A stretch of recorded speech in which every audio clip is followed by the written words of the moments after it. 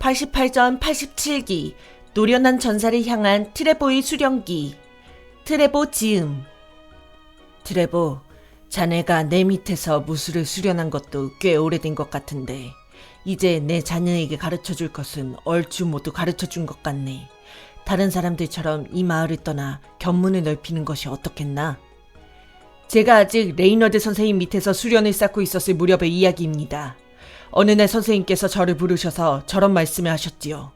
저는 서둘러 대답했습니다. 아닙니다, 스승님. 저는 아직 많이 부족합니다. 스승님처럼 노련한 전사가 되는 것이 저의 꿈. 그 꿈을 이루기 전에 이 마을을 떠난다는 것은 상상도 할 수 없습니다. 그렇지 않고서는 자부심 높은 티르코네일의 전사로서 고향의 이름에 누가 될 뿐입니다. 어쩐지 자네 이 마을에 남고 싶어 하는 것 같군. 허허, 자네가 이야기한 이유가 전부인가? 아, 날카로우신 스승님. 저는 아무 말도 할 수 없었습니다. 스승님은 그런 저를 지그시 내려다보시며 이렇게 말씀하셨지요. 그런 이야기에 얼굴이 빨개지다니. 후후후. 이 마을에 남아 나를 돕기 원한다면 자네에게 한 가지 수련을 제안하겠네. 인벤토리를 달걀로 모든 채운 채 싸워서 한 번도 쓰러지지 않을 자신이 있나? 인벤토리를 달걀로 전부요? 세상에, 스승님, 그건 말도 안 됩니다. 인벤토리에 달걀이 전부 들어가면 무려 60개, 계란이 2판이라고요.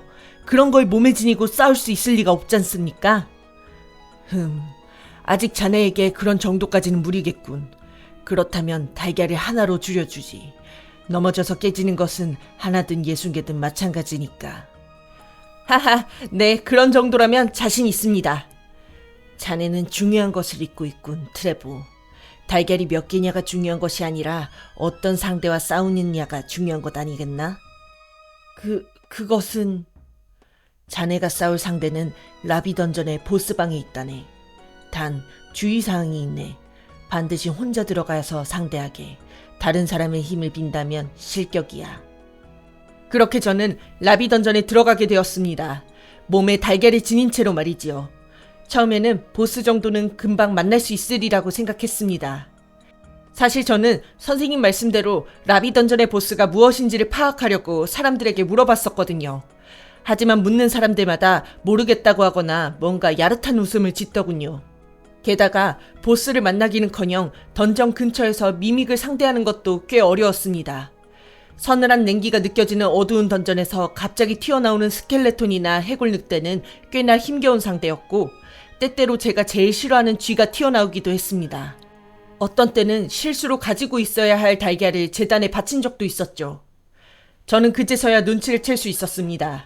라비 던전의 보스방까지 가는 길에 만나는 수많은 몬스터들을 단 한 번도 쓰러지지 않고 헤쳐나가 보스를 쓰러뜨리는 것이 스승님께서 제게 주신 과제였던 것이지요. 스승님이 깊은 뜻을 늦게 파악한 감이 있긴 했습니다만 과제의 의미를 파악한 이상 트레보의 앞길을 막을 수 있는 것은 아무것도 없었습니다. 저는 드디어 달걀을 품은 채로 한 번도 넘어지지 않은 채로 라비 던전의 문을 열었습니다. 하지만 그곳에서 제가 본 것은 너무도 아름다운 검은 옷의 여인이었습니다. 그 여인의 자태는 너무나도 고혹적이었습니다. 그녀가 아름다운 목소리로 제게 말을 걸자 저는 아무것도 생각할 수가 없었습니다. 하지만 한 가지 확실히 해둘 것은 그런 그녀도 저 마을 북쪽에서 사는 힐러 딜리스 양만큼은 아름답지 않았다는 사실입니다. 하지만 저의 고질병, 아름다운 여성 앞에서는 힘을 잃고 마는 성품 때문에 저는 던전에 나올 때마다 깨진 달걀에 주머니가 젖어 어기적대며 나올 수밖에 없었습니다. 그렇게 반복하기를 86번. 저는 그 검은 옷의 여성이 서큐버스라는 사실을 나중에야 알 수 있었습니다. 저는 스승님께 찾아가 하소연했습니다. 스승님, 주신 과제가 너무도 어렵습니다. 제가 어떻게 해야 제가 서큐버스를 이길 수 있겠습니까?